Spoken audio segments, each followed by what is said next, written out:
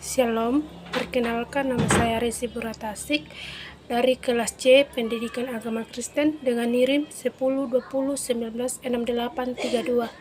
Saya membuat video ini untuk memenuhi tugas saya dalam mata kuliah gender. Pada kali ini saya akan menjelaskan bagaimana cara Allah menciptakan manusia.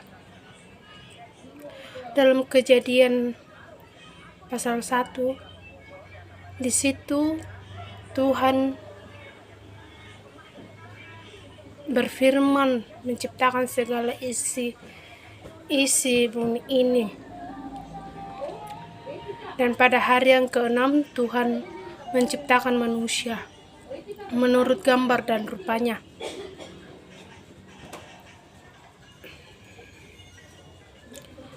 Allah berfirman membentuk manusia itu dari debu tanah dan menghembuskan nafas hidup ke dalam hidungnya.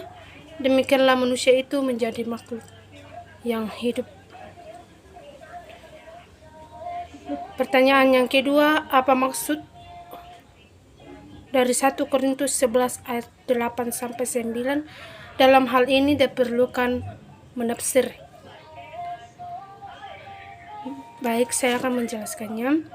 Pada zaman Paulus, wanita menundukkan kepalanya untuk menunjukkan kesopanan dan sikap tunduk kepada suaminya. Dan demi menyatakan martabatnya, tudung itu mengandung arti bahwa ia harus dihormati dan dihargai sebagai seorang wanita. Tanpa tudung, ia tidak memiliki martabat. Kaum pria tidak menghormati wanita yang tidak memakai tudung karena mereka seolah-olah memamerkan dirinya di depan umum secara memalukan.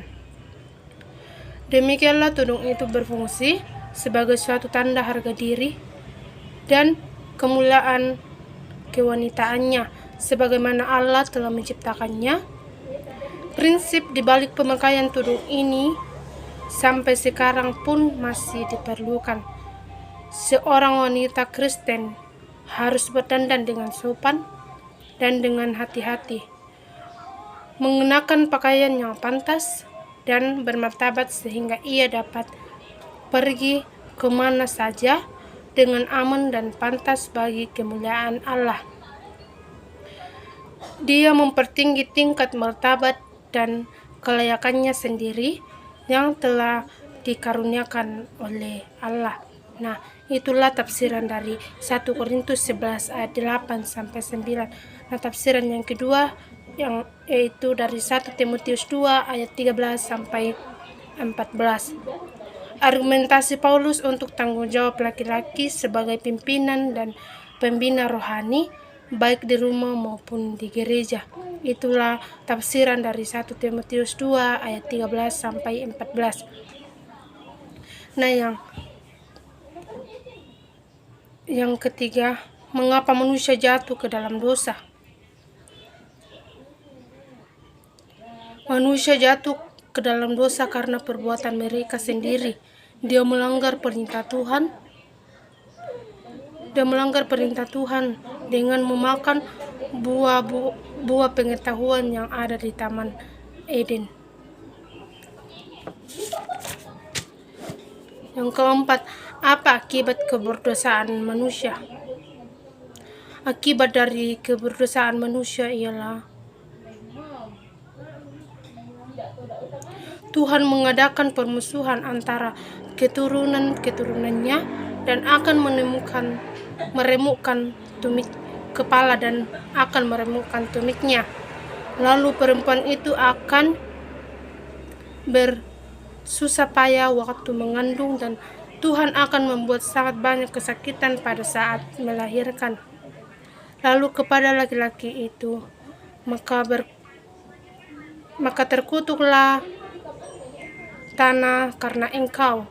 Dengan bersusah payah engkau akan mencari rezekimu dari tanah seumur hidupmu. Nah, yang kelima, bagaimana cara Tuhan kepada manusia yang sudah jatuh ke dalam dosa.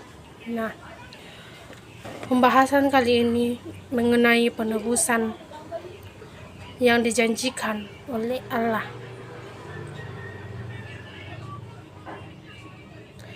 Bisa kita lihat dari Kejadian 3 ayat 15. Di situ Tuhan menjanjikan penebusan. Ia mengangkat mereka untuk mengharapkan keselamatan. Nah, yang keenam, apakah penebusan Yesus Kristus bersifat universal? Ya, penebusan Yesus Kristus bersifat universal yang partikular. Artinya, penebusan Kristus adalah untuk menggantikan posisi semua manusia yang berdosa. Yang ketujuh, bagaimana cara Allah memulihkan hubungan antar manusia? Cara Allah memulihkan hubungan antar manusia yaitu dengan cara kasih atau mengasihi manusia. Baik, sampai demikianlah penjelasan saya dan tugas-tugas saya. Terima kasih.